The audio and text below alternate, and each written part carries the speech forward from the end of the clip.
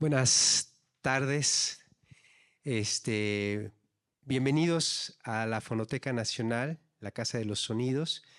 Para nosotros es una alegría contar en esta sesión de escucha, Huellas Sonoras de la Etnomusicología de México, ahora con el doctor Miguel Olmos, a quien les pido por favor un aplauso.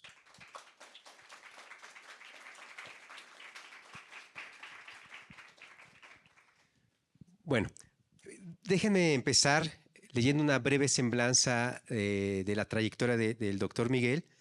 Eh, Miguel Olmos Aguilera estudió el doctorado en Etnología y Antropología Social en la Escuela de Estudios Superiores en Ciencias Sociales de la ciudad de París y maestría en Antropología e Historia de las Religiones en la Escuela Práctica de los Altos Estudios de la Sorbona.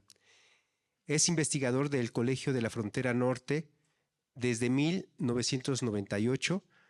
Como antropólogo, ha realizado trabajos de campo con pueblos indígenas del noreste de México y sur de los Estados Unidos. Dirigió el Departamento de Estudios Culturales de 2009 a 2013. Desde 1998 pertenece al Sistema Nacional de Investigadores Nivel 2. Entre sus libros destacan El Chivo Encantado, Estética del Arte Indígena en el Noreste de México, Colef Forca, 2011. El Viejo y el Venado y el Coyote, El Viejo, el Venado y el Coyote, Estética y Cosmogonía, Colef 2017. Y Etnomusicología y Globalización, Colef 2020. Ha publicado diversos artículos sobre historia colonial del noreste de México. En 2012 dirigió y produjo el documental Pueblos Indígenas en Riesgo, INALI CDI Colef. Y en el 2016, Transición en las músicas indígenas contemporáneas, el Colef CONACYT. Ha sido profesor en universidades de México y el extranjero, entre las que destacan la Escuela de Altos Estudios de Ciencias Sociales de París, la Universidad de Austria, la Universidad de París III, la Universidad de Toulouse y la Universidad de Rennes. Bueno, como verán, la trayectoria del doctor es vasta, amplísima, y pues justo para nosotros en este ciclo de huellas de la etnomusicología en México es muy importante tenerlo aquí porque no lo dice en su semblanza, pero es el primer etnomusicólogo titulado por la Facultad de Música, hoy Facultad de Música de la UNAM, entonces Escuela Nacional de Música. Entonces, Así es. luego él dice, soy resultado de esos primeros experimentos. Entonces, por favor, un aplauso y vamos a empezar. Muchas gracias, Camilo. Y bueno, sin duda una de las primeras preguntas que generalmente le hacemos a los etnomusicólogos que nos han precedido, que han estado acá, es cómo nace este gusto o este interés por la etnomusicología. ¿En qué momento se enteraron que existía algo que se podía estudiar que se llamaba etnomusicología? Miguel. Bueno, antes que nada, muchas gracias por la invitación, Camilo. La verdad es que me siento muy honrado de estar aquí en este recinto majestuoso que es la Fonoteca Nacional. Yo no sé si merezco estar aquí, pero bueno, que estoy con mucho gusto. Con respecto a la pregunta, ¿cómo es que yo llegué a la etnomusicología?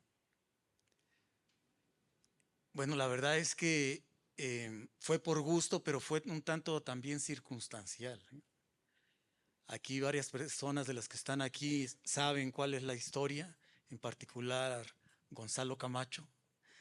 Yo estaba estudiando etnología en la Escuela Nacional de Antropología e Historia y estaba estudiando al mismo tiempo guitarra en la Facultad de Música, en la actual Facultad de Música.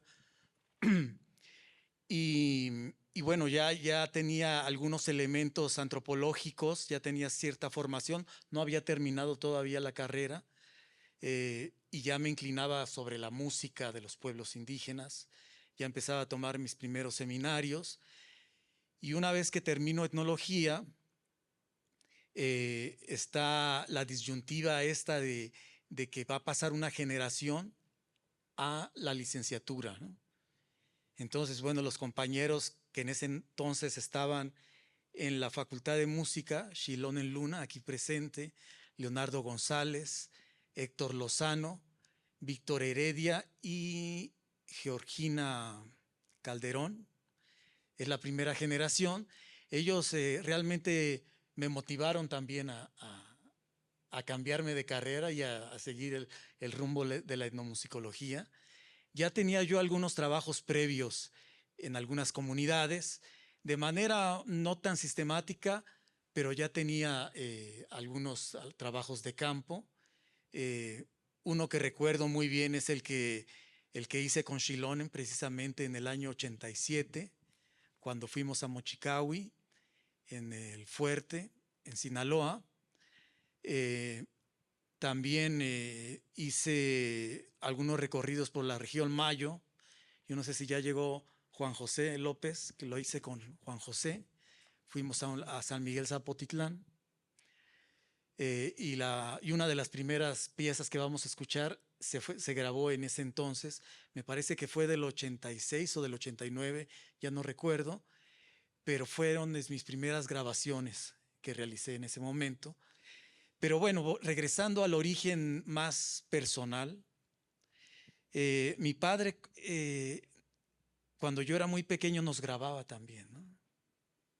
Entonces tenía su grabadora de carrete abierto y nos grababa. Yo tengo grabaciones mías de cuando tenía 3 años, por ejemplo, ¿no? Quizá las debía haber traído, pero bueno, ese es otro tema, ¿no? Entonces, toda la manipulación que él hacía de la tecnología sonora, pues me llamó la atención también. Además, él fue médico y alguna ocasión estuvo en la Tarahumara también y le regalaban objetos, ¿no? Objetos rituales. Entonces, en la casa de mi madre están colgados también muchos objetos etnográficos, rarámuris y mayos.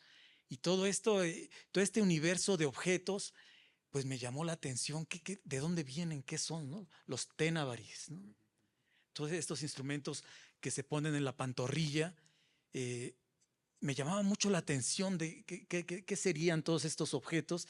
Y de ahí dije, bueno, pues yo tengo que saber de dónde vienen esos objetos. Sabía que venían de Sinaloa, pero no sabía su origen, su significado, su puesta en escena. No sabía nada de estos. Hay un tambor tarahumara también, rarámuri. Entonces, todos esos objetos que había en la casa me motivaron primero a la antropología y posteriormente la etnomusicología. Pero yo quiero insistir que el apoyo y el estímulo que tuve de esta primera generación de etnomusicología, pues fue definitivo, ¿no? Aquí está Gonzalo y Shilón, el que no me dejarán mentir, de las movilizaciones que se hicieron ahí en la Facultad de Música, llevando música tradicional, poniendo bocinas con música tradicional, tocando la música tradicional para que pusieran maestros en la licenciatura. O sea, armar todo el programa, ya estaba aprobado por consejo universitario, pero no había maestros. Entonces nosotros nos dimos a la tarea de conseguir a los maestros, llevarlos a la Facultad de Música y crear la presencia de la etnomusicología precisamente de manera institucional, con miras a que saliera ya un primer etnomusicólogo, que bueno, yo tuve la fortuna de haber sido el primero. Miguel, digamos que o sea, no solo fuiste de la primera generación que sale de la facultad, sino que esta generación, de cierta manera le debemos, ¿no? Que exista una carrera de musicología. Al respecto, me gustaría que nos contaras quiénes fueron esos primeros maestros, cuál fue tu experiencia dentro de esta escuela. Bueno, en primer lugar, pues está Gonzalo Camacho, ¿no? Que fue mi director de tesis y ha sido el prócer de la etnomusicología también, ¿no? Pero había, desde luego, Guillermo Contreras, me parece que ya estuvo aquí también, Iram Dordelli, José Antonio Guzmán, estaba el de los folcloristas, Pepe Tamés, Tamés, Gerardo Tamés, y estaba Ernesto García de León también. ¿Quién más estaba? Creo que básicamente estaban ellos. León Ferrer, perdón, León Ferrer, que era un antropólogo de la ENA, que ya me había dado clases a mí y me volvió a dar clase allí en la Facultad de Música. Entonces le dije, bueno, pues ya es muy redundante todo esto, ¿no? Pero entre ellos empezaron a dar clase, pues para sacar a esta primera generación de etnomusicólogos.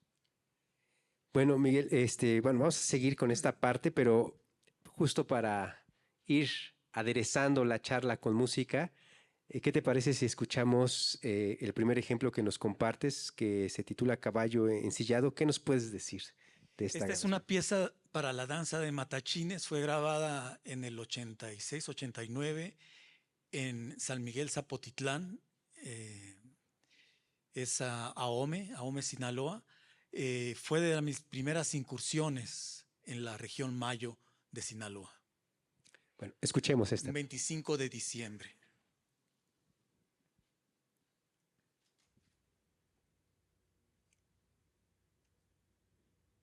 Este son está pesado. No penda que no queda ni un.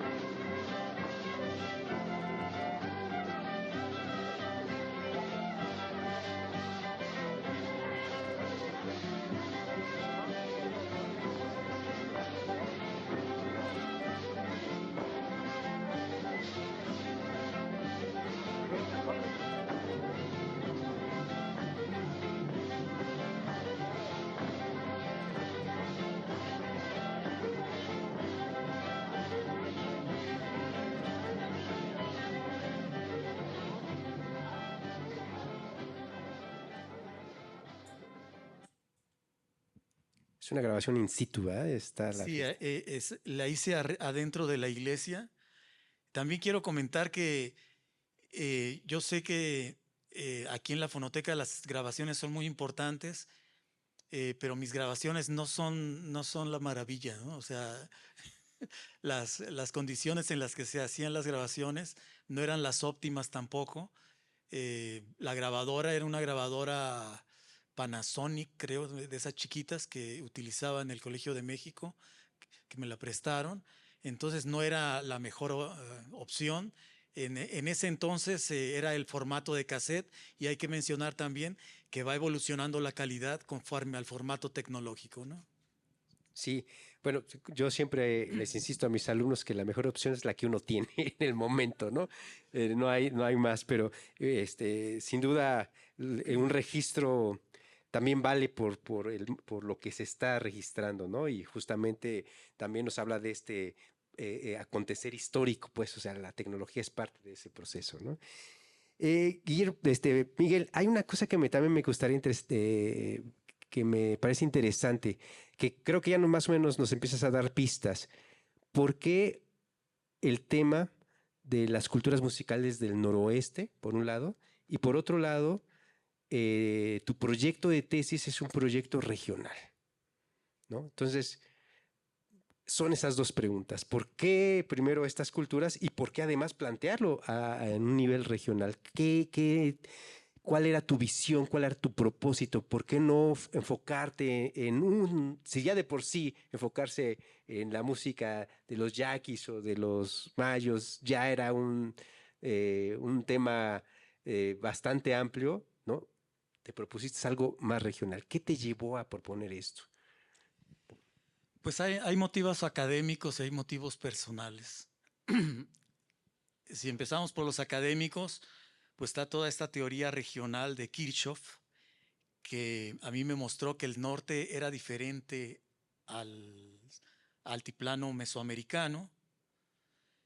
Y bueno, eso me cayó como anillo al dedo porque yo viví hasta los 8 años en la ciudad de Los Mochis, en Sinaloa, y sin elaborarlo teóricamente yo me daba cuenta que las realidades culturales eran muy diferentes, ¿no? La cultura de Sonora, de Sinaloa, era muy distinta, es muy distinta a la cultura de la Ciudad de México y del altiplano mesoamericano en general, ¿no? Entonces, yo lo he pensado también durante mucho tiempo por qué escogí yo el noroeste. Y bueno, llegando a la conclusión consciente de todo esto, es que para mí representaba una ausencia también, ¿no? Entonces, una manera de recuperar esa ausencia o de llenar esa ausencia era, pues, estudiar el noroeste, ¿no? Desde la arqueología, la etnohistoria, la etnología y desde luego también la música, ¿no? Entonces creo que más bien es un motivo personal de una ausencia añeja sobre algo que se me arrebató en su momento de 8 años y que yo lo traté de recuperar o que lo trato de recuperar a través de todas mis investigaciones, ¿no? Oye, Miguel, pero tú eres originario de Sinaloa, Sí, sí, yo nací en Los Mochis, Sinaloa. ok, y migraste hacia la ciudad. Migramos a mi padre, le dieron trabajo de médico aquí en una clínica del Seguro Social y nos cambiamos, ¿no? Toda la familia nos vinimos a vivir acá a la Ciudad de México.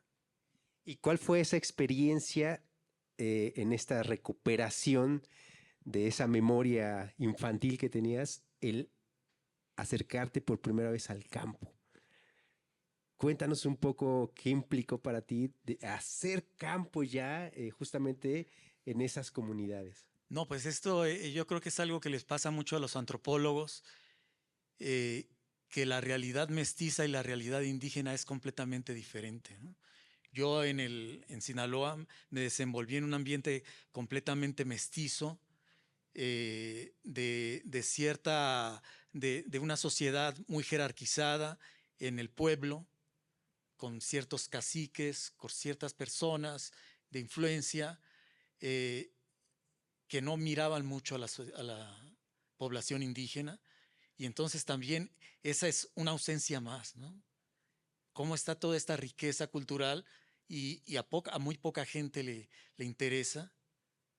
Entonces, esa fue mi primer sorpresa, ¿no? Saber, darme cuenta que había una población indígena ahí con gran conocimiento, con una reserva de conocimientos musicales muy, muy amplia. Sí.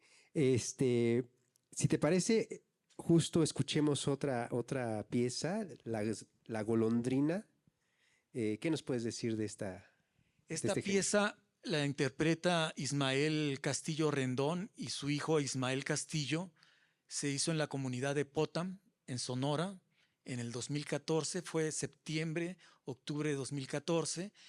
Entrevistamos a Ismael porque debo de decir también que Ismael Castillo fue mi maestro de la música yaqui, ¿no? Si no hubiera existido, ya falleció Ismael, falleció en la pandemia, pero si no hubiera existido Ismael, yo no hubiera escrito todo lo que he escrito sobre la música de los yaquis. Entonces, o de los yoemes. Entonces, pues él fue una figura central. Esta canción se hizo en un proyecto de CONACYT, que por cierto hay unos discos allá afuera, si alguien está interesado en las grabaciones que se hicieron en ese entonces, pues pueden tomar un disco. Ese serían los datos de esta grabación. Bueno, pues vamos a escucharla.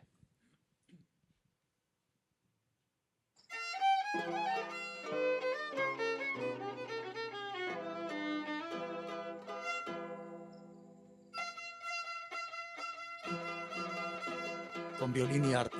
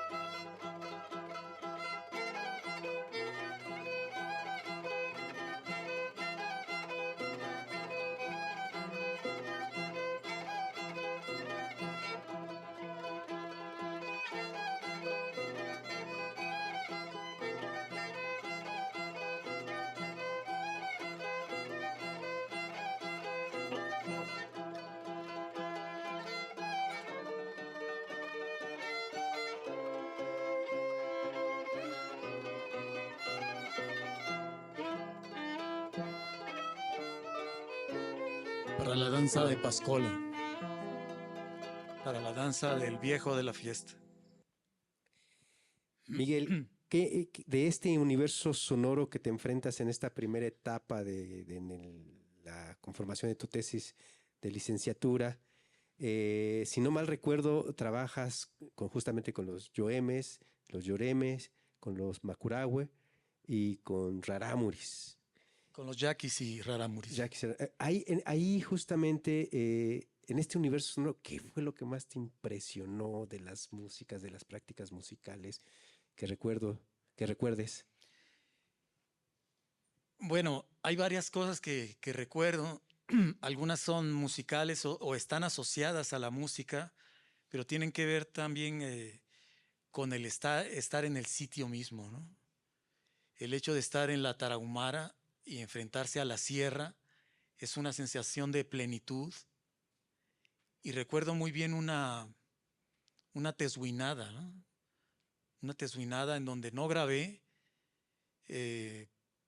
quizá fue mejor así, pero aprendí mucho de la cultura rarámuri en esa tezuinada, ¿no? Fue después de una carrera de bola que hicieron los rarámuris de San Alonso, cerca de San Rafael, en el municipio de Urique. Hicieron al final danza bueno, no le llaman pascolear, ahí, el pascoleo, ¿no? Y en esa noche enfrentarme al cielo estrellado, a la plenitud de la sierra, a la ebriedad del tesguino, fue algo completamente surrealista, ¿no? Pero bueno, ya en la parte más académica, podemos decir que la comparación entre las danzas de un grupo a otro, cómo lo hacen los rarámuri, cómo lo hacen los yaquis, cómo lo hacen los mayos, el venado, por ejemplo, entre mayos y yaquis, que es muy diferente, que es muy alegre, el de los mayos se mueve de manera muy alegre y el de los yaquis es muy formal, muy formal. Se tapan los ojos precisamente porque es el venado el que ve, no es la persona, ¿no? Es la cabeza y entonces se tapan los ojos ellos porque es el venado el que está viendo la escena ritual, ¿no? Entonces hubo varios momentos rituales en donde yo disfruté intensamente la fiesta, ¿no? Eh, Fíjate, bueno, Blacking, varios etnomusicólogos hablan que justamente no es suficiente el estudio o la explicación de las formas, de las estructuras intramusicales, ¿no? Si no entendemos otros sistemas que son extramusicales, ¿no? Y que quizás, como tú dices, esta experiencia en el sitio, con el cielo estrellado, la tesguinada, pues no puede uno entender la música de la misma manera. Eh, ¿De qué manera influyó justamente todo este trabajo de campo en que después decidías irte a estudiar, además fuera del país, ¿no? Que eso también nos gustaría saber, ¿por qué fuera del país, ¿no?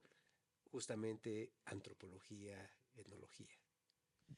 Bueno, la verdad es que era parte de mis objetivos, de mis proyectos y también parte de mi sueño, ¿no? Irme a Francia, ¿no?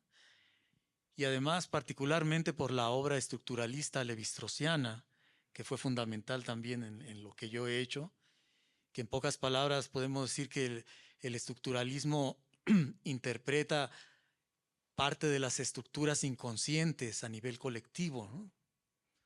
Y eso a mí se me hacía fabuloso, ¿no?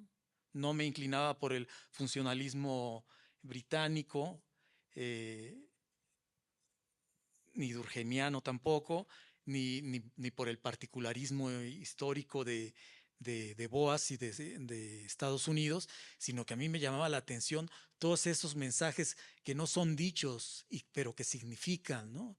Eso de leer entre líneas, eso es lo que realmente a mí me apasionaba, ¿no?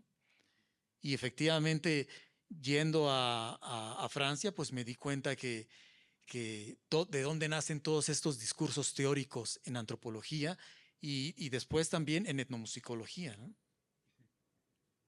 ¿Y qué piensas tú justamente, digamos, tú has, como dices, el estructuralismo ha sido uno de tus ejes teóricos para los trabajos que has realizado? Pero ha habido críticas justamente al estructuralismo, sobre todo en el sentido de que si es antihistórico o que se fija solo en estructuras y no en las particulares, en los cambios, ¿no? ¿Tú, Exactamente. tú qué piensas de eso?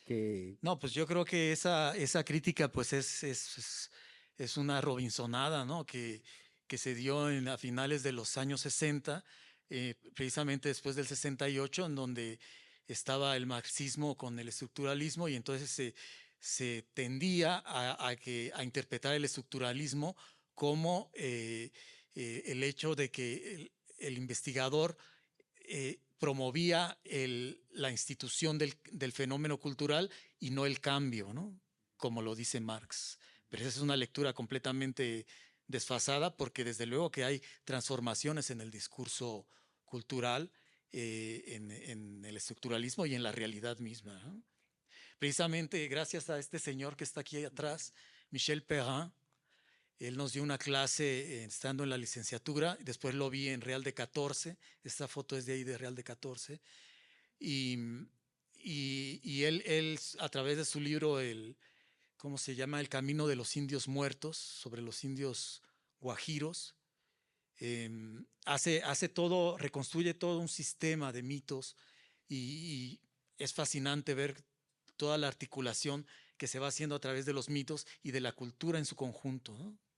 Entonces, personajes como él influyeron también mucho en mi trayectoria. En ese sentido, tu trabajo, bueno, tus estudios justamente en el extranjero, en Francia, ¿no? Tanto la maestría como en el doctorado, siguieron, digamos, ese derrotero de ir fortaleciendo esta parte teórica y de qué manera, digamos, fue determinando también tu trabajo, Miguel. Pues se fueron articulando varias cosas, ¿no? O sea, se van articulando ideas, se van articulando autores. No puedo dejar de pensar en Gilbert Rouget a través de su estudio sobre el trance, que lo conozco también gracias a Gonzalo Camacho. Y, también me sentí fascinado por el estudio del trance, todas estas técnicas arcaicas del éxtasis que estudia también Mircea Eliade y que yo los experimentaba también en el campo. Yo no sé si era una reelaboración mía, pero también experimentaba un cierto éxtasis en las comunidades, también contagiado por el éxtasis colectivo de la fiesta, ¿no? O de la ceremonia, ¿no? Entonces, pues se juntaron muchos elementos de mi trayectoria personal, de mi experiencia, con la experiencia académica, lo que me llevó a estudiar también, llegué a estudiar el trance también desde otra perspectiva, ¿no? Bueno, ahorita nos platicas un poco de justamente uno como etnomusicólogo, cómo se transforma pues en campo, ¿no? O sea, muchas veces se habla desde la parte teórica de que el etnomusicólogo, el antropólogo, cuando está en campo, trastoca las realidades de los pueblos en los cuales se está, pero poco a veces se habla de cómo se trastocan las realidades de los propios académicos, los propios antropólogos, etnomusicólogos, ¿no? Pero antes me gustaría, justo hablabas de esta diferencias en las formas en que se representan ciertas prácticas dancístico-musicales. Hablas de la danza del venado. ¿Qué te parece si escuchamos el ejemplo del venado yaqui? Adelante, esta es una grabación de 1992 en la comunidad de Potam.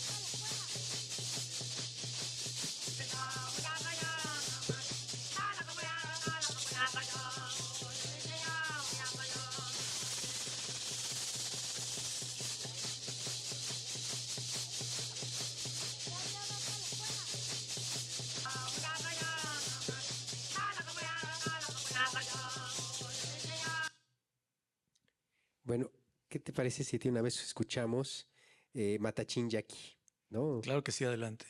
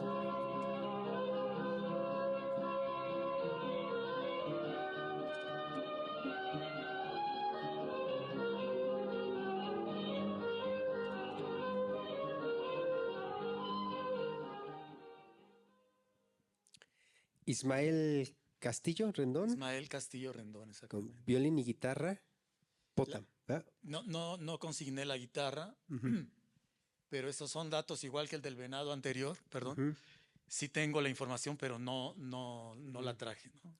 ok. Ujú. Este, Miguel, nos quedamos en esta parte también de cómo el etnomusicólogo, el etnólogo, el antropólogo, justamente cuando te enfrentas a trabajar, pues justo con otros seres humanos, con otras culturas, ¿no? Siempre es un espejo, siempre es un lugar donde te miras y ves semejanzas y diferencias y te cuestionas cosas que muchas veces desde nuestra cultura se ven muy naturales, ¿no?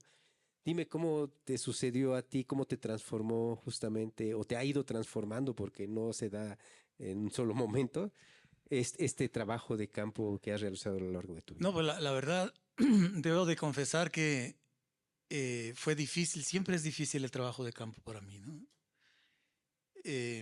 Hay gente que es muy extrovertida, digamos que yo no soy tanto, y puede acceder muy fácilmente a las comunidades, ¿no? Decían que Kreber o Boas cocinaba para todos los de la comunidad, entonces así se abría, ¿no? Pues los etnomusicólogos saben muy bien que es la música, la llave para las comunidades, ¿no? Entonces pues, yo me pegaba con Ismael Castillo y había que tener un hígado de hierro también, porque el alcohol corría muchísimo, y eso lo recalco siempre porque al final de la Semana Santa son unos estados de embriaguez tremendos, ¿no? Entonces tiene que salir uno corriendo ahí. Pero enfrentarte a la gente en el campo, pues es algo fuerte, ¿no? Puede parecer algo más o menos fácil o banal, pero es difícil. Debo de comentar también que una vez me corrieron de una comunidad en Rarámuri, ¿no? Yo llegué ya que se había acabado la fiesta, en donde ya estaban también eh, con el tesguino, y entonces evidentemente yo no estaba incorporado al evento, y me dijeron, no, ¿sabes qué? Te tienes que ir. Vamos a hacer otra fiesta y entonces ya puedes venir. Entonces son diversas experiencias que uno va teniendo en la comunidad. Claro, claro. Y justamente en este contexto del trabajo de campo, ¿no? Donde finalmente muchas veces generamos nuestros registros sonoros, ¿no? O sea, también me parece importante esto que decías, ¿no? Muchas veces, pues uno no tiene el mejor equipo, o a veces, aunque lo tengas, las condiciones mismas de la fiesta no te permiten Claro. desplegar, ¿no? En ese sentido, ¿cuáles son esas dificultades de la grabación de campo, Miguel? Esa es muy buena pregunta porque los yaquis, ahora ya mucha gente graba y en internet se pueden ver los videos, las músicas, en Facebook, en Instagram, en YouTube. Pero en la época en la que yo hice mis primeros pininos, digamos, del trabajo de campo, pues no había eso, y era muy restringido el hacer grabaciones en las comunidades. Los yaquis son particularmente conocidos por la violencia que ejercen sobre la gente que hace grabaciones. Entonces, cuando yo fui a Potam, Sonora, llegué con tiempo de anticipación eh, a través de Ismael, y pedí permiso a todas las autoridades que si me podían permitir grabar, y aceptaron. Algunos dijeron que no, ya después se pusieron de acuerdo y grabé eh, casi toda la Semana Santa, ¿no? Eso lo tengo en cassette. eh, pero es difícil, es muy difícil que la gente grabe en los rituales yoemes, ¿no? Ahora, repito, la gente lo hace a través de sus teléfonos, pero en aquel entonces era muy difícil. Entonces, pues yo lo hice, pero siempre con cierto miedo también, ¿eh? Recuerdo que me quedé dormido y alguien se llevó mis cassettes, se los llevó a su casa, ¿no? Y yo consternado, pues no sabía qué había pasado. y resulta que él se lo puso en la grabadora para seguir bailando y para seguir tomando, ¿no? Entonces pude recuperar mis cassettes, pero es realmente difícil. Hay un etnomusicólogo francés, Sima Aron, que recomienda llevarse el grupo a una cabina de grabación y entonces ponerle los otros, si son 4 instrumentos, le pone 3 instrumentos y entonces toca el instrumento de manera independiente y va grabando instrumento por instrumento, ¿no? Bueno, pues yo hago eso con los yaquis y no doy 3 pasos, o sea, no, eso es imposible de hacerlo en la comunidad. Qué bueno que tocas el tema, porque la siguiente pregunta es, ¿se puede hablar de una grabación etnomusicológica? ¿Tú crees que se puede hablar de una grabación o en realidad no existe la grabación etnomusicológica, sino Pues mira, diferentes? voy a decir algo del lugar común, ¿no? Lo importante es el contexto, ¿no? Como decía el meme, el perico se doctoró de sociología y antropología, diciendo que todo lo importante es el contexto.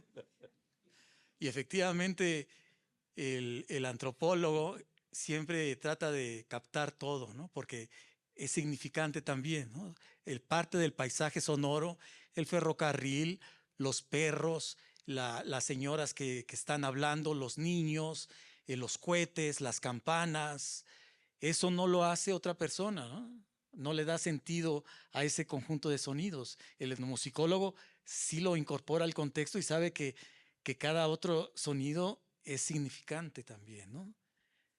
Porque antes se hacían las grabaciones totalmente limpias, se llevaban a los músicos a un estudio de grabación y ahí se tocaba, ¿no? Pero no estaba lo otro que realmente es lo que le da sentido a la música indígena, ¿no? En ese sentido, para ti, ¿cuál es la importancia del registro sonoro? ¿No? Bueno, bueno, aunque yo no haga muy buenas grabaciones, es fundamental el registro sonoro, ¿no? O sea, antes lo que hacía T. Mendoza o lo que hacían muchos era de oído, ¿no? O sea, conforme estaban tocando, iban escribiendo, pero bueno, hay que tener muy buen oído, oído absoluto, o un oído muy bien entrenado para hacer todo esto. La verdad es que es difícil hacer trabajo de investigación sin la prueba musical, sin la prueba sonora, ¿no? Yo creo que es básico. Muy bien. ¿Qué te parece si seguimos ahora escuchando El Coyote del Mar? ¿Qué nos puedes decir? El Coyote del Mar, esa es la... no, este es Wixárika, ¿no? El Coyote del Mar es donde estoy yo es la foto del cartel. Esa la hicimos en Bicam, Pueblo. Ahí a un lado de la carretera son los hermanos Mendoza los que tocan y yo estoy grabando también con un micrófono, ¿no? Esta grabación se hizo también en el 2014, esta exactamente. Y bueno, quien está ahí es Guillermo Monteforte y Rubén Luengas también andaba por ahí grabando. Entonces, esta canción se llama Coyote del Mar y es música completamente tonal, ¿no?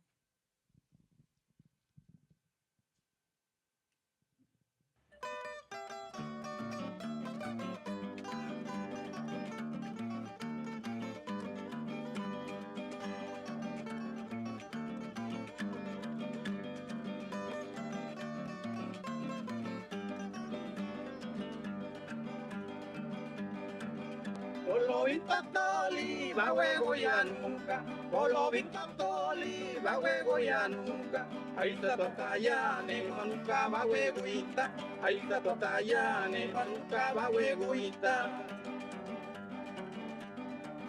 Bahuelutula su, huilos con tu chay.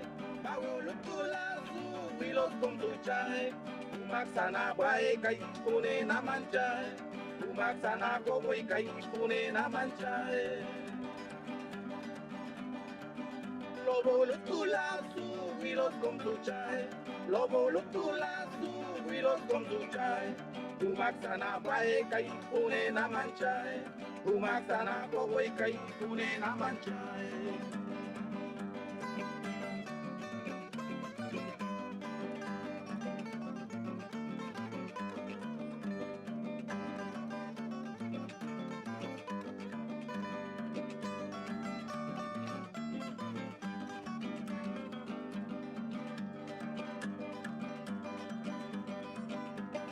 Luna lutula su wilos kom tuchai.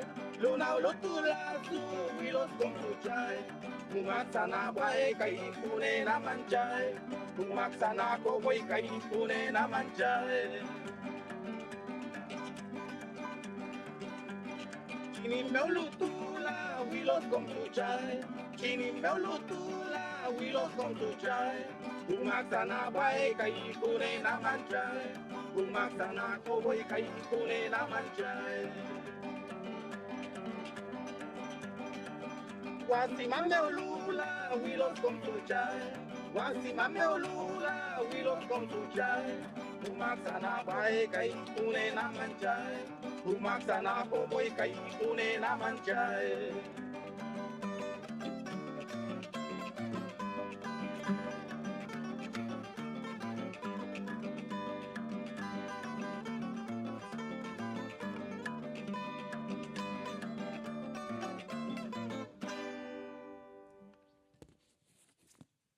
Bueno, lo escucho y me hace recordar, no sé si los conociste, a un dúo, Lino y Tano, Claro, claro. ¿no? Y además algo de que no sé si les pase a ustedes, pero yo escucho esta música y escucho el bajeo del arpa, pues, o sea, como hay una idea de reproducir, me parece, tú corrígeme, Miguel, pero como de reproducir justamente esta dotación de violín y arpa Claro, claro, claro. para pascolas, ¿no? No sé. Sí, sí. Sí, toda la música de Pascola, el arpa, está presente en todo esto también. Sí, sí. Bueno, Miguel, cuando uno trabaja justamente música del noroeste, pues estamos en la frontera, ¿no? Y cuando nos situamos, como tú dices, en este territorio, en esto que se llamó como Aridoamérica, ¿no? Y obviamente por las condiciones ahora políticas, económicas, etcétera. Y hablamos de pueblos originarios en la frontera, pues no solo nos referimos a los pueblos originarios, ¿no? Es decir, a los pueblos yumanos, ¿no? Sino también a pueblos indígenas que han migrado, ¿no? Que están ahí, y, bueno, Baja California, en los San Quintín y bueno, en todos estos grandes plantíos donde van a trabajar.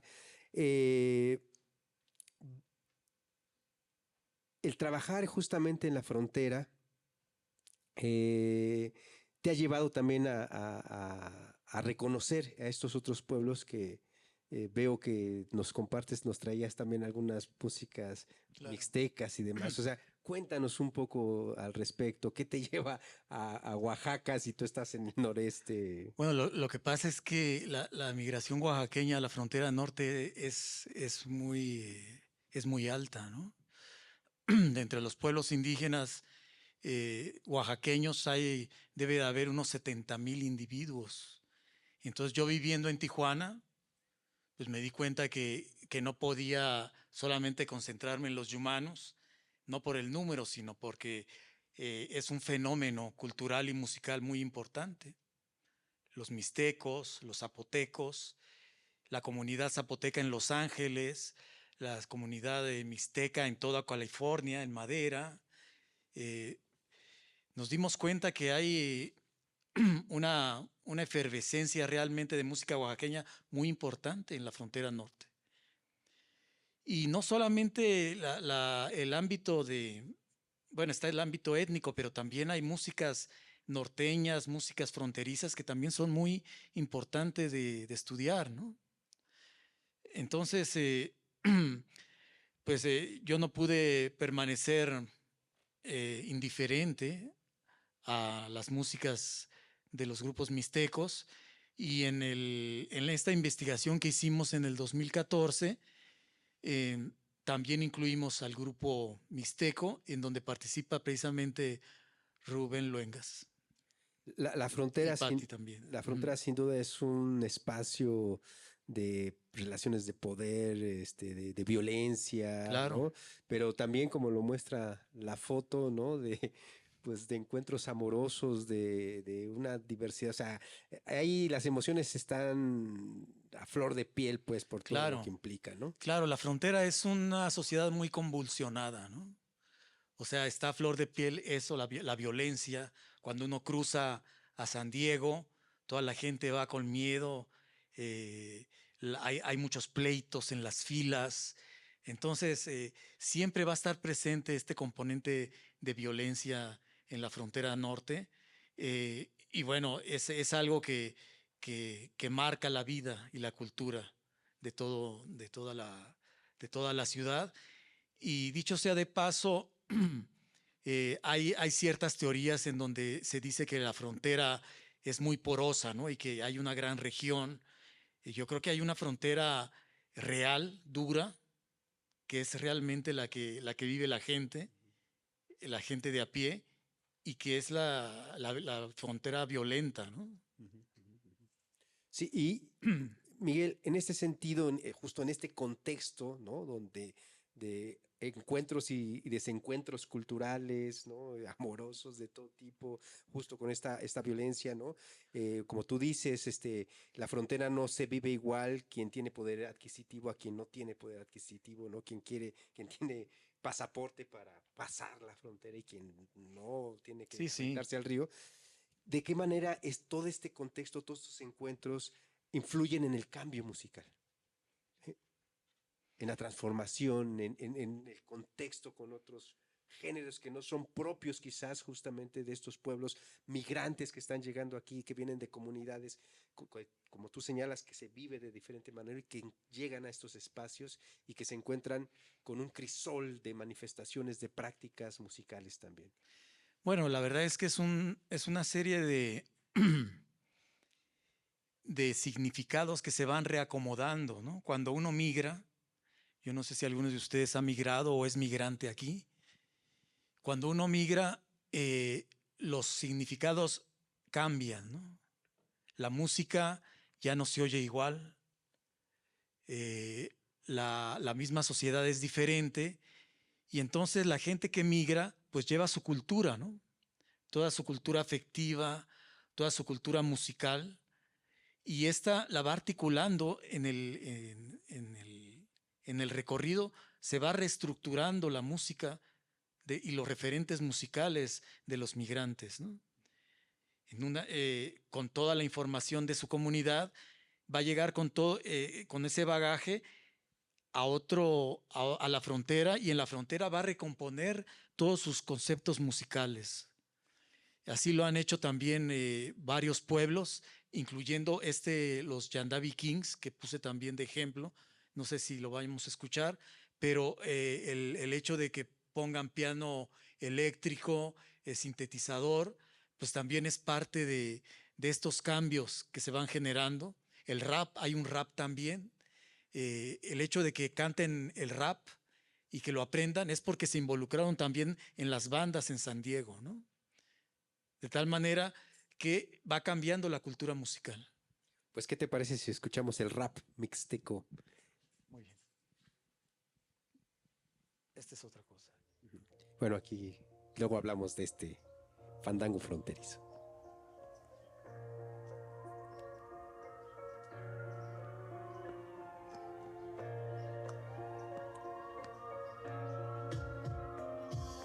Dios nunca muere, el himno en Oaxaco, orgullo mexicano, mi bandera siempre saco. Me criticas, me dices oaxaquita, pero lo de Oaxaco nadie me lo quita. Mi raza se respeta, soy la pura neta. Somos gente indígena mixteca, soy Oaxaco, chaparro de estatura pero grande de corazón. Habla mal de mí, lo que quieras, tú no tienes la razón. Si porque hablas mal de mí, que soy un oaxaqueño. Ey, mira compa, aquí yo te enseño mi cultura, más de 3000 años. La vida va de paso y solo quedan los años de cultura y tradición.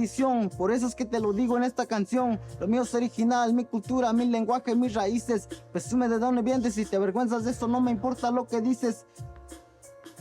Oaxaco soy y Oaxaco seré, representando a mi cultura, aquí siempre estaré. Hablar mixteco es mi orgullo, hablo de lo mío, no sé nada de lo tuyo. Si porque hablas de Oaxaca, hablas de músicos, pintores, poetas y artesanos. Aquí se comen los chapulines y gusanos. El orgullo en mi alma a través de mis ojos se ve, hablando mi lenguaje, usando lo tradicional, así seguiré porque soy descendiente de una raza inmortal y las críticas ni el racismo nos podrá acabar. La sangre de mi raza es mi tesoro porque en ella veo la lealtad, el honor y el orgullo y su resistencia en conservar su lenguaje. El país de las nubes siempre existirá, representando su cultura, esa gente así seguirá. Indio me llaman sin conocer mi cultura, mira esos muros, habla de mixtecos, checa la pintura.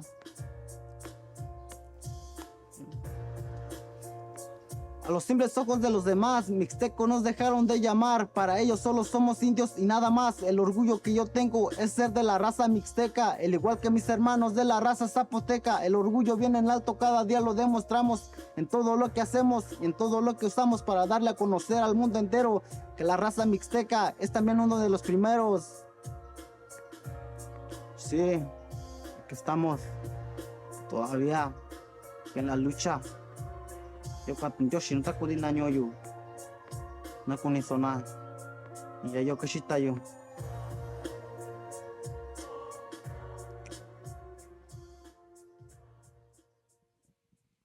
Sí, esta pieza se grabó en el Jicaral, en la Mixteca Baja. Justo es importante señalarlo, ¿no? O sea, finalmente, eso que sucede en la frontera tiene repercusiones en las comunidades de origen, ¿no? Desde luego. Sí. Y por más que estén retiradas a cientos de kilómetros, ¿no? Platícanos justamente de esto, o sea, cómo estas nuevas composiciones, tú has trabajado, hiciste ahí un recopilado también de artículos, ¿no? De estas nuevas composiciones, nuevas creaciones. Uh-huh. ¿Qué impacto tienen en las comunidades de origen, Miguel? Bueno, eso también es muy importante. Desde luego, el capital se mueve y no solamente llega el dinero, sino llega toda la cultura de la gente. Hay algunos antropólogos, investigadores que llaman este proceso de norteñización, ¿no? Es decir, que de repente llevan elementos del norte a la cultura, a la huasteca, a la Tierra Caliente, a Oaxaca, a Veracruz. Entonces, definitivamente la gente va transformando sus referentes y va cambiando también su manera de pensar la música, tanto el que migra como el que no migra.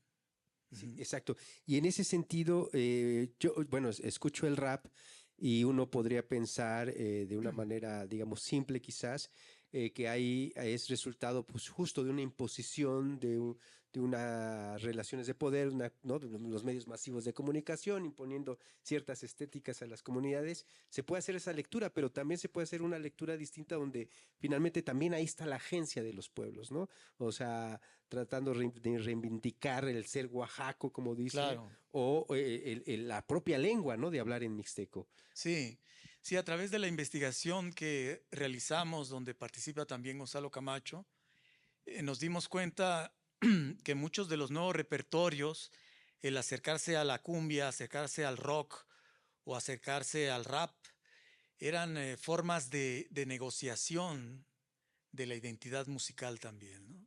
O sea, son formas de negociación, pero al mismo tiempo es una estrategia de resistencia. No solamente lo de origen prehispánico tiene el carácter de resistencia, sino que el dialogar con las nuevas músicas hace parte de todo este juego de resistencias y de reconocimientos al interior del pueblo. Finalmente ahí se está negociando la identidad misma, ¿no? Exactamente. A partir de eso y generando, sobre todo en los jóvenes, ¿no? Que están migrando, ¿no? O que aunque no miren, como bien señalas, pero están aspirando quizás, ¿no? Exactamente. O viéndose la necesidad de hacerlo, ¿no? Exacto. Y entonces es ir construyendo, o sea, la música justamente como un factor que prepara, que genera un espacio también donde estos migrantes tengan cabida. Exacto. Si esta foto, por ejemplo, es el mariachi de jovencitas yaquis que tocaron en el coloquio del mariachi en Guadalajara y también tocaron ahí en el Teatro Principal. Es una de las manifestaciones también de ese tipo de negociación que hacen también con la sociedad mestiza, aunque el mariachi y ciertos repertorios en la región yaqui también tiene su arraigo, y es ya muy añejo este arraigo. ¿Qué te parece si escuchamos a Masha Wakame con El Venado Azul? Claro, ¿No? ese Aprovechando que... esa es otra imagen.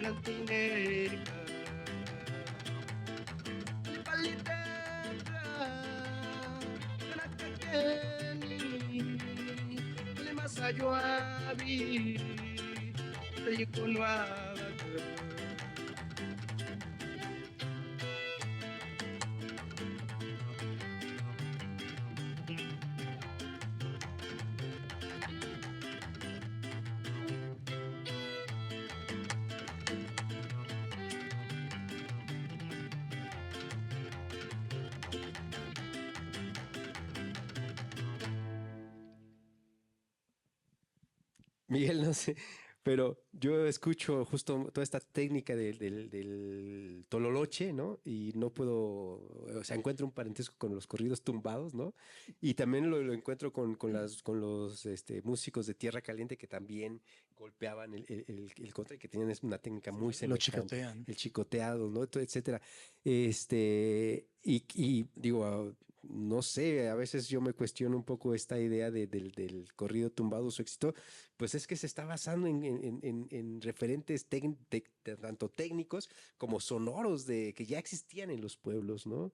No sé. Sí, en este ejemplo que acabamos de escuchar es muy importante porque, de acuerdo a la investigación de Rodrigo de la Mora, son melodías o son motivos musicales que se presentan en el trayecto a Viricuta, ¿no? De tal manera que una vez que termina ya el ritual, los elementos musicales son reformulados, y esta es una de las maneras que reformulan toda esa música que originalmente fue ritual. Esta pieza se llama La Cornamenta del Venado. Y bueno, aquí estás buscando un peyote, creo. Ahí es en Viricuta, exactamente. Muy bien.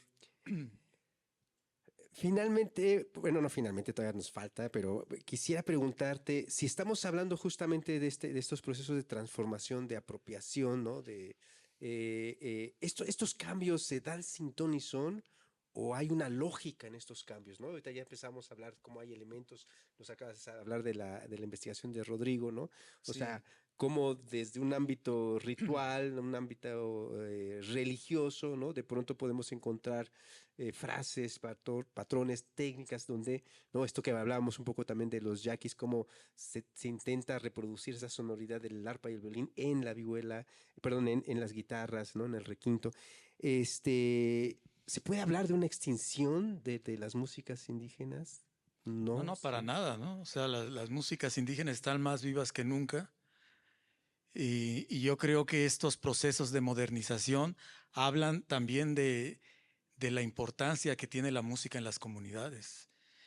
Es decir, o sea, eh, la música, al ser un elemento de resistencia, pues la gente se lo apropia también, ¿no? No es el caso, no es hibridación, aunque hay gente que le podría llamar hibridación, porque no es a través de un proceso hegemónico, sino que es un proceso de selección también. Ujú. La gente selecciona los elementos musicales y esto hace un tipo de mestizaje musical y da vida a otros géneros al mismo tiempo. Eh, Miguel, a mí me cuesta trabajo un poco hablar justamente de la continuidad de las músicas indígenas sin pensar en el territorio. Mm, Es decir, bueno, justo con los Quiligua tenemos un claro, ejemplo, ¿no? O sea, ¿cómo podemos hablar de una continuación cuando pues quedan, ¿no? Cuatro o tres, ya no les llevo la cuenta, ¿no? La lengua prácticamente está extinta. Este, la importancia del territorio, Miguel. lo que nos hemos dado cuenta ahí en el caso Yumano es que mm, pueden no hablar la lengua, pero guardan un sentido de comunidad muy importante, ¿no? Ujú. Entonces muy probablemente pierdan la lengua, pero van a seguir reconociéndose como quiliguas. Ujú, ujú. Y los kumiai y todos los yumanos va a pasar probablemente este fenómeno. Es decir, no se pierde los elementos de etnicidad que les da cohesión al grupo. La lengua no es el único. La lengua no es el único, es muy importante, Ujú, pero no es el único. Entonces, estos pueblos también tienen, se están replanteando toda su cultura, también a través de la música. Hicimos una investigación también con el caso Pai Pai, eh, en donde también cantan música ranchera y es una de sus formas también de articularse con los repertorios mestizos, con los repertorios institucionales y a la institución misma, ¿no? y digamos, estos pueblos, ¿qué piensan con respecto a su territorio, el poder tener control de sus territorios? Porque justo dentro de los documentales que hiciste uno bastante interesante, justamente con la CDI, ¿no? Sobre los pueblos en riesgo. Y una de las cosas de las que se hablaba ahí justamente era la defensa de los territorios, ¿no? Frente a empresas transnacionales, frente a los rancheros mexicanos, ¿no? Frente a pues colonos norteamericanos, Sí. etcétera, ¿no? Y de hecho, bueno, hasta fue censurado el documental. Bueno, ahí comparto créditos con Shilón en Luna, que entre los dos hicimos ese, bueno, también el INALI participó. Eh, pero definitivamente los pueblos indígenas tienen una concepción de territorio que no tenemos nosotros, ¿no? Es decir, el territorio sagrado no tiene límites. La imaginación es parte de su límite también, ¿no? Entonces es algo que nos cuesta mucho trabajo a nosotros pensar. Eh, los lugares sagrados, hasta dónde termina el lugar en donde el creador terminó de hacer la cultura. Es algo, es algo que nosotros no entendemos fácilmente, pero hay que poner en el registro de la reforma agraria. Hay que encontrar las mojoneras. Y Claro, entonces es un problema también la definición del territorio. Sin embargo, ellos reconocen cuál es su territorio y cuál no. claro, claro. Finalmente un territorio es algo donde se interactúa, donde se vive y ellos lo han vivido, Exacto. ¿no? Por ejemplo, el caso Kumiai. Los Kumiai están en San Diego, en Estados Unidos, y están en México.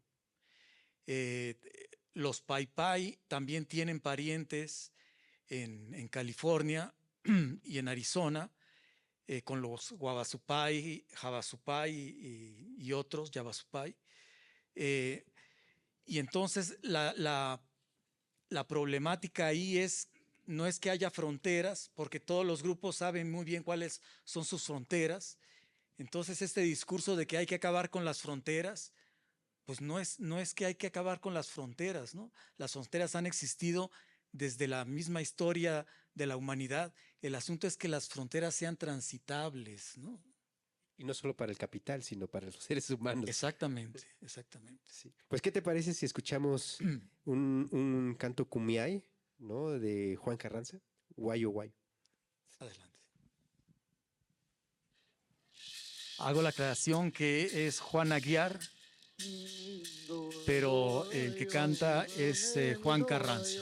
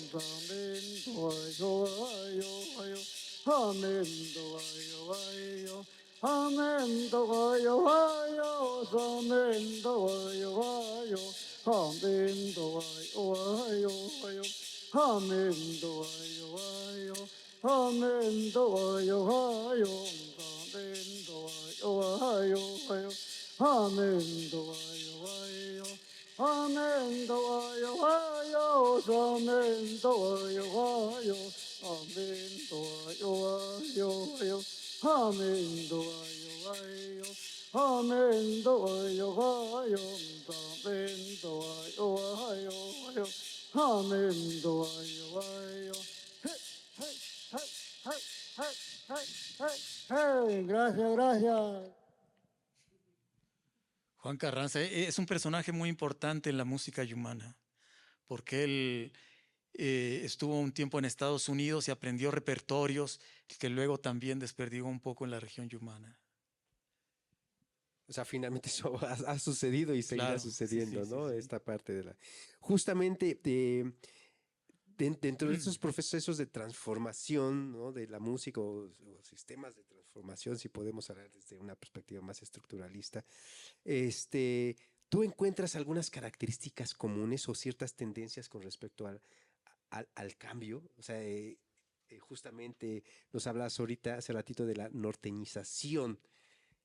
¿A qué se referiría eso? ¿Qué es la norteñización? ¿Qué elementos podemos identificar? Si hay tendencias o... Bueno, se da a nivel, a nivel de música mestiza en particular, ¿no?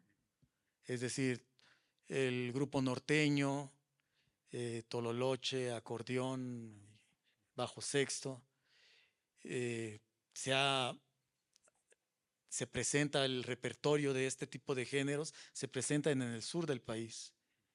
Y al mismo tiempo, la gente de la frontera, los indígenas de la frontera, también se apropian de todos estos elementos, como es el caso Pai Pai.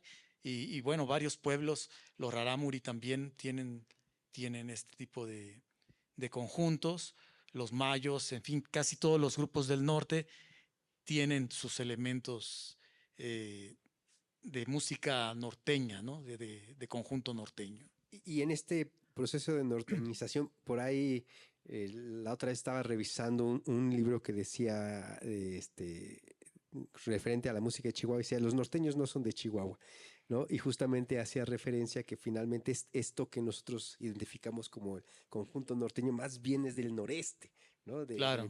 ¿No? Y que pues en Chihuahua, Sonora eran las orquestitas rancheras, eran otras dotaciones. Claro. Y que ahora, justamente por el poder político, económico que ha tenido la ciudad de Monterrey, etcétera, de pronto lo norteño fue desde Zacatecas para arriba y todo era acordeón con... ¿no? Sí, tiene razón, toda la razón.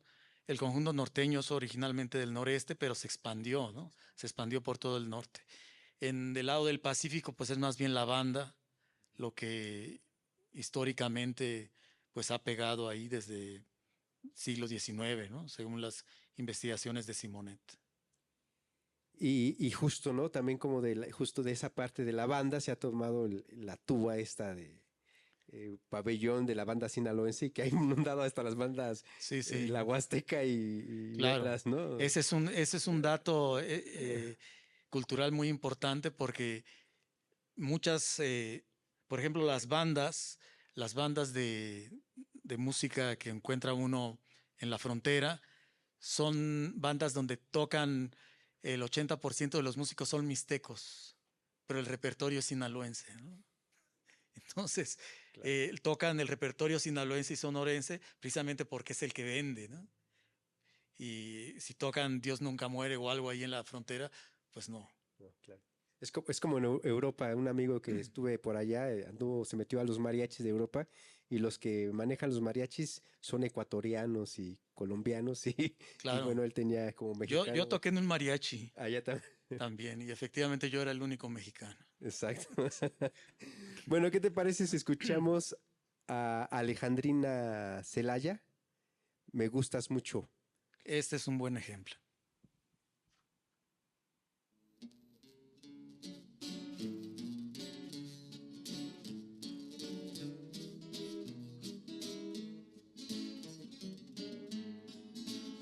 Kanyulika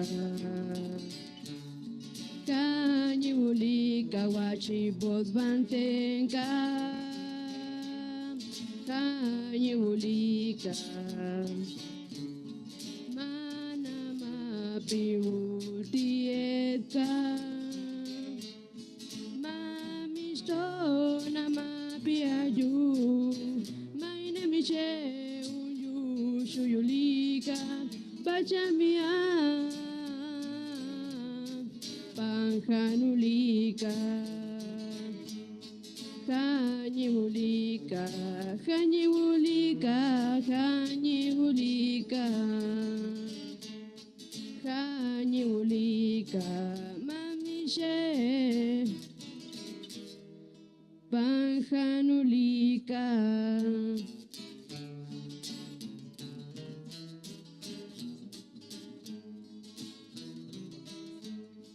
Me gustas mucho, me gustas tanto que ni te imaginas.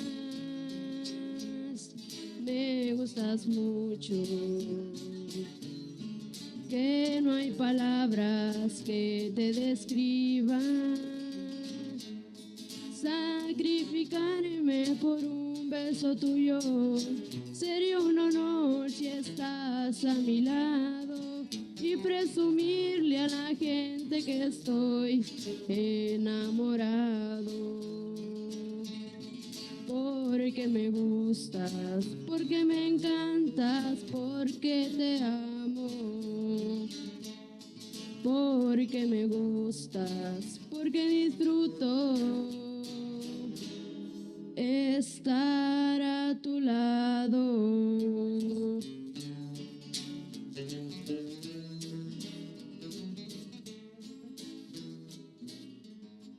Eres divina, con tu sonrisa que me fascina.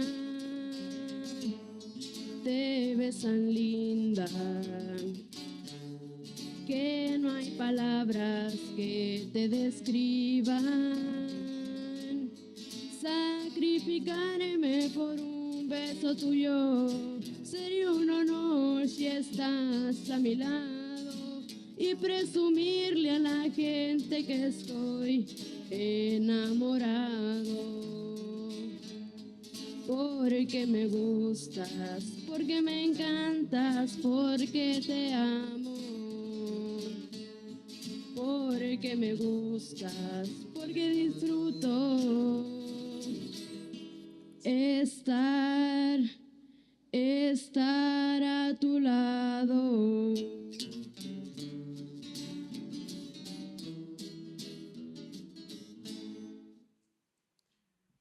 Miguel, permíteme poner la siguiente que también, bueno, a mí me voló la cabeza. Tochea Yeka Yaki.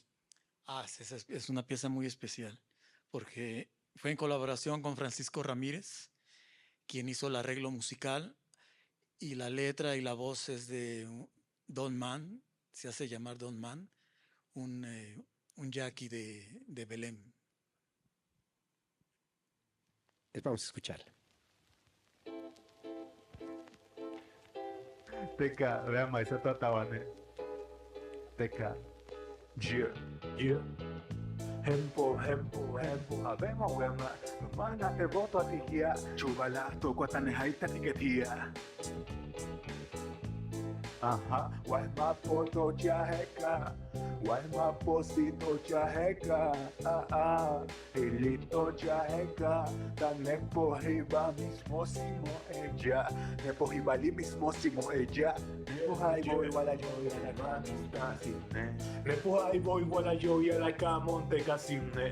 Nepo haibo igual a yo y a la camonte casine. Nepo haibo igual a yo y a la camonte casine. Nepo haibo igual a yo y a la camonte casine. Aha, pubat beatu kunine camontine. Pubat beatu kunine camontine. Aha, yeah. Pitaya unateka nakagohoya notatia.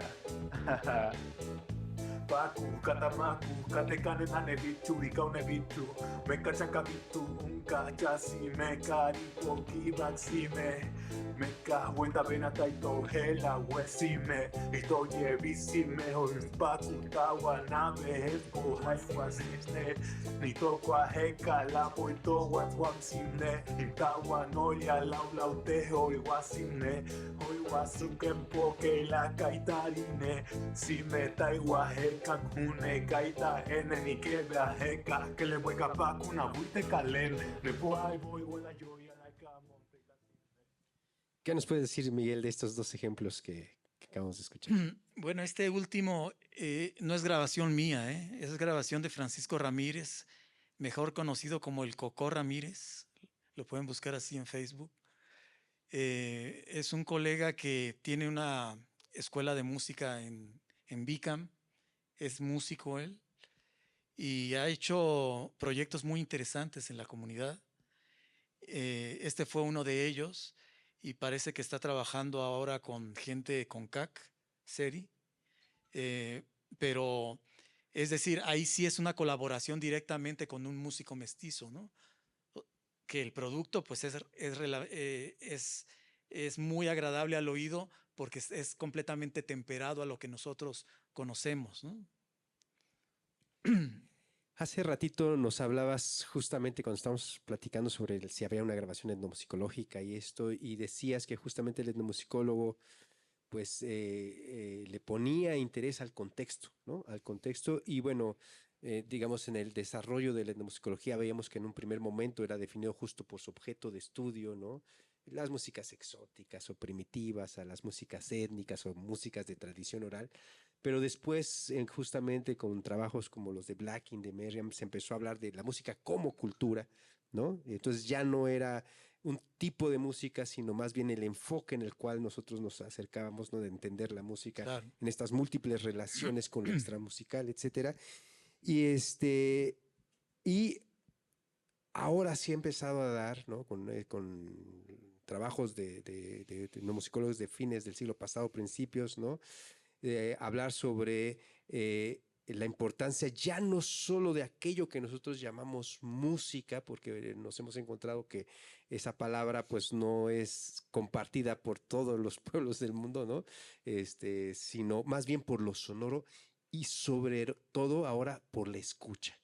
Exacto. ¿No? La escucha de esa organización sonora que se da a veces de una cierta manera aleatoria, ¿no? Y que eso ha generado que nuestro interés y nuestra escucha como etnomusicólogos se pase de esto que nosotros entendemos como lo musical por otros fenómenos sonoros del paisaje, pero que tienen un efecto, ¿no? De sentido y de afecto, etcétera, ¿no? ¿Cómo tú ves este proceso? No, desde luego, el paisaje sonoro. Por cierto, hago el comercial de una vez. Va a salir un libro a finales de año que es sobre el paisaje sonoro en la frontera norte y en otras comunidades. Y bueno, desde mi perspectiva, el paisaje sonoro, o sea, es lo que es la cultura también. Es decir, el paisaje sonoro nos permite a nosotros eh, articular las diferentes sonoridades y los diferentes significados que se dan en una celebración. De ahí la importancia del contexto.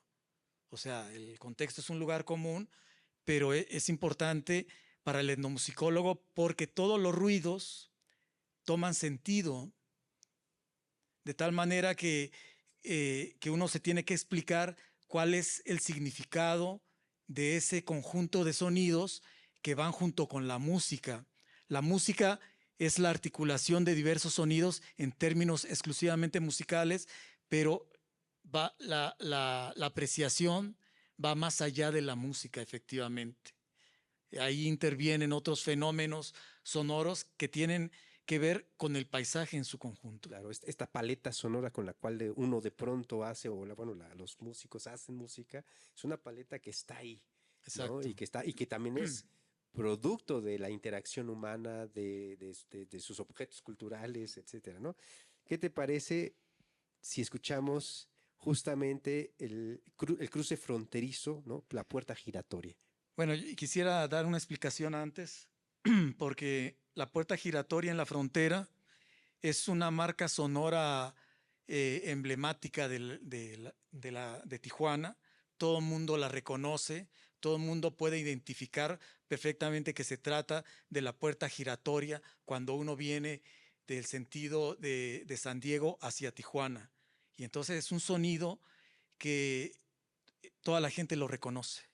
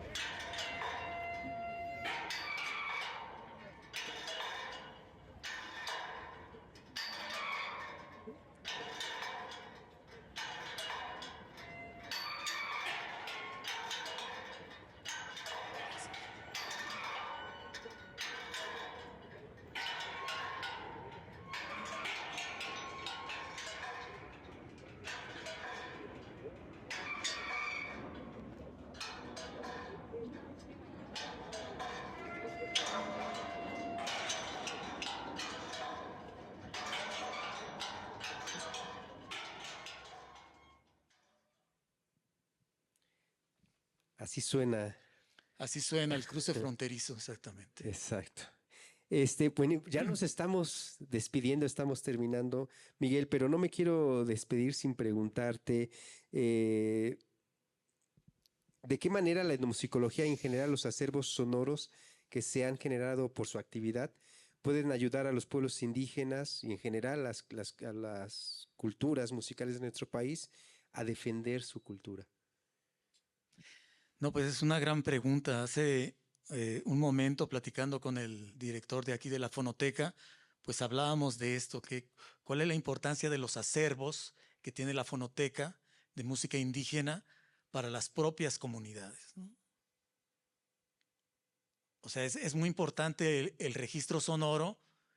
Si una persona, o sea, por ejemplo, las grabaciones de Lumholtz, que son de finales del siglo XIX, y lo escucha la gente actual, o sea, reacciona porque reconoce de dónde viene todo esto, pero el problema es que las comunidades no tienen la cultura de la preservación muchas veces. La salvaguardia de del patrimonio sonoro es todavía algo que se tiene que interactuar y se tiene que gestionar al interior de la comunidad. No puede ir el antropólogo o el musicólogo a decir, ¿sabes qué? Tú tienes que salvaguardar esto, ¿no? Porque desde mi perspectiva y desde la perspectiva de la UNESCO es muy valioso, ¿no? La gente tiene que apropiarse del discurso de la salvaguardia y entonces ellos hacer sus propios registros y registrar precisamente lo que ellos consideran valioso. Quizá no es lo que muchos de nosotros hemos estado grabando. Sí, sí, y bueno, hay que decirlo también en muchas de las comunidades, existe a veces un mercado interno de propias grabaciones que se hacen muy locales y que circulan, ¿no? Completamente, Y que completamente. están ahí y que justamente tiene que ver con la siguiente pieza con la cual nos vamos a despedir. Miguel, Amacacuy, ¿qué nos puedes decir de Ah, Amacacuy? Macacuy. Es una pieza de, ¿cómo se llama el autor? Leónides, no recuerdo ahora su apellido. Rojas. Leónides Rojas. Y bueno, es una pieza mixteca que traducida es: yo no nací para estar en mi casa, ¿no? Yo nací para estar en otro lado, y donde esté en mi pueblo, será mi pueblo, y ahí te buscaré. Y bueno, a mí me parecía como adecuado terminar con esta pieza porque creo que resume un poco lo que hemos estado platicando, ¿no? La migración, ¿no? El cambio de la música, las transformaciones, ¿no? Ujú. Y justo esto que estamos hablando aquí al final, estos mercados, porque además Amacacuy me platicaba Rubén que pronto se grabó por ahí un cassette y que corrió, Sí, ¿no? Internamente en en el sí, mercado de hay regionales, ¿no? repertorios muy regionales que no tienen que ver con el Grammy ni con lo que pasa aquí en las radiodifusoras. Son consumo muy local, pero muy fuerte, muy intenso, ¿no? En todas las regiones de México se presenta este tipo de fenómeno. Pues escuchemos a Macacuy. Amacacuy.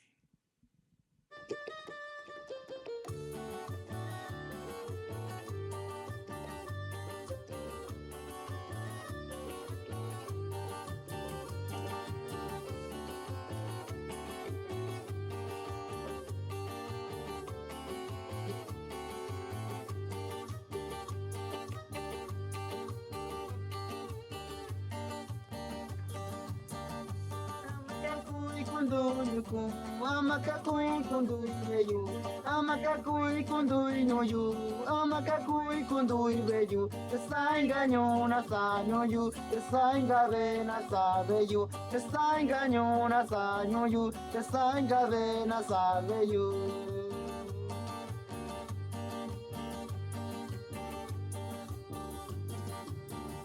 Davishakuy kitay nyo na, Davishakuy kitay bena, Davishakuy kitay nyo na, Davishakuy kitay bena, Tasainga nyo na sanyo yu, Tasainga bena sabe yu, Tasainga nyo na sanyo yu, Tasainga bena sabe yu.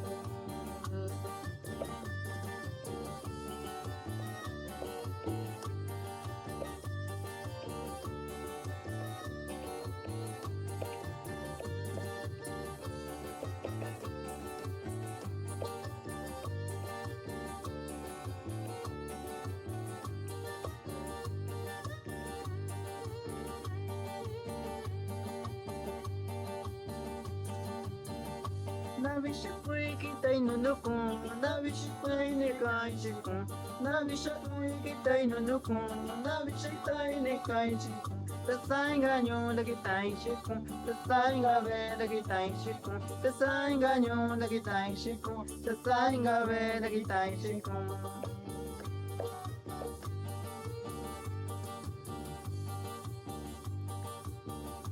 Amakakukundunyukun, amakakukundumbekun, amakakukundunyukun, amakakukundumbekun, tasaingaño nasanyukun, tasaingabe nasabekun, tasaingaño nasanyukun, tasaingabe nasabekun.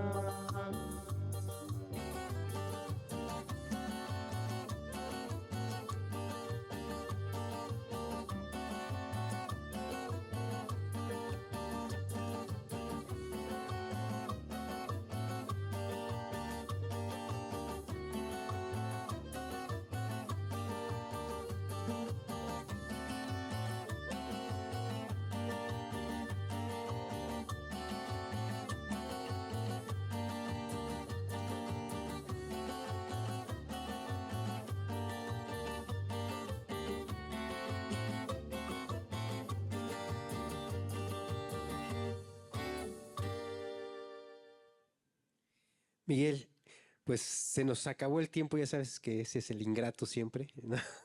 Pero ¿Algo más que te gustaría agregar, que quisieras, que eras importante, que no conversamos? Bueno, pues este espacio es para dar a conocer las investigaciones, las trayectorias de la gente que ha hecho etnomusicología, los que puedan interesarse, que estén aquí presentes, pues con mucho gusto podemos platicar cuando gusten, y los que lo vean, si lo ven en las redes sociales, pues que sepan que hay una disciplina que es la etnomusicología, que ya tiene, no sé, 30 años, 32 años, y que ha producido pues ya un buen número de egresados, y todos han hecho trabajos sensacionales también. Pues muchas gracias. No quiero despedirme sin preguntarle justamente al público si tiene alguna pregunta, algún comentario que quiera participar. Vamos a dar 2 participaciones nada más.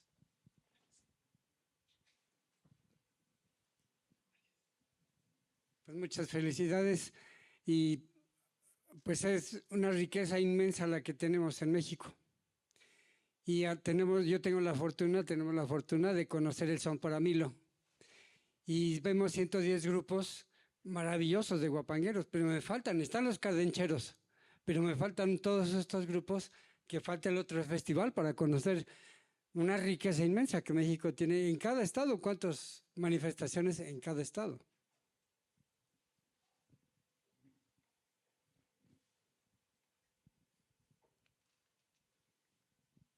Sí, preguntar sobre el papel que han jugado las mujeres en estos rituales, en los ambientes festivos, en la transculturización de la música. ¿Cuál ha sido el papel de la mujer? Esa es una pregunta importante, porque hay un debate en algunos grupos sobre la participación femenina en roles que normalmente han sido masculinos de toda la vida. Por ejemplo, danzantes de pascola y venado, pues es masculino, pero de repente se da algunas manifestaciones de mujeres que bailan este tipo de danzas, no en el contexto ceremonial, sino fuera. De todas maneras, es muy importante que se esté presentando todo esto, y es parte también de la negociación que las mujeres están haciendo, del trabajo y de la lucha que están haciendo en las comunidades para tener mejor presencia. Parece que había una última pregunta ahí, allá. Hola, muchas gracias por toda la música que nos mostraron. Y yo quería preguntar, ¿cómo podemos involucrarnos? Quizás no tenemos tiempo de meternos a estudiar formalmente, pero pues nos gusta la música, y qué podemos leer o cómo nos podemos ir más profundo en este conocimiento. Pues hay una bibliografía muy extensa sobre todo esto. Nosotros sacamos un libro que se llama Música Indígena y Contemporaneidad, las nuevas expresiones en las sociedades, la nueva música en las sociedades tradicionales. Lo publicó el Colegio de la Frontera Norte y CONACYT. Es donde hablo precisamente de los cambios. Es un libro colectivo, no es solamente mío, sino es un libro colectivo. Y bueno, hay varios textos también de mi autoría en la red. Si estás interesado, los tengo colgados en Academia Edu, y en varias plataformas están también. ResearchGate también.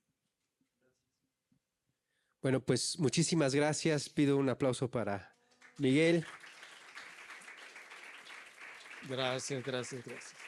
Y comentarles también, Miguel nos hizo favor de traer algunos ejemplares de este trabajo, de este disco, y pues están a su disposición. Son pocos, así que quien ya lo tenga, pues ya no lo pida. Y quien no, pues puede pasar. Aquí en la salida se van a regalar algunos ejemplares. Son ¿Es así? 10 ejemplares. Si alguien está interesado, pues con mucho gusto. Y segundo, también anunciarles que la siguiente sesión que tenemos con respecto al ciclo Huellas Sonoras de la Etnomusicología en México, pues justamente sigue el capítulo de Xilonen, Luna. Y entonces los invito porque es muy importante, porque hablando justamente del papel de las mujeres en las músicas, también hay que hablar del papel de las mujeres en la etnomusicología, ¿no? Y entonces, bueno, va a estar aquí ella y pues están invitados también de una vez, pónganse alertas en las redes sociales de la Fonoteca donde se hará el anuncio. En octubre por acá nos vemos, ¿sí? Pues muchísimas gracias y también agradezco a todo el equipo de la Fonoteca. Muchas gracias. Que nos hace posible que esto fluya. Muchas gracias.